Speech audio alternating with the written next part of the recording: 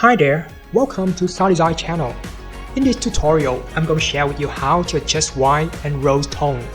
First, right-click to adjustment icon at the bottom right corner. Choose photo filter. Change warming filter to cooling filter 80.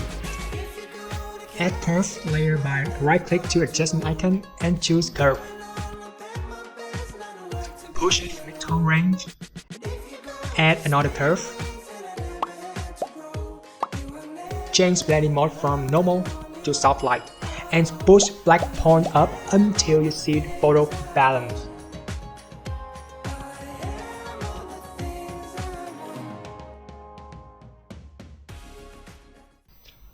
Crop all layers with crop icon and enjoy the before and after. If you like Photoshop and photograph just like SADESIGN and you want to get more and more tips, techniques, experience from us, make sure to subscribe our channel by simply clicking the subscribe button. You will get tons of free tutorials that SADESIGN share about Photoshop technique on a daily basis. If you have any ideas, don't hesitate to leave comments right below the video. We look forward to see your thoughts.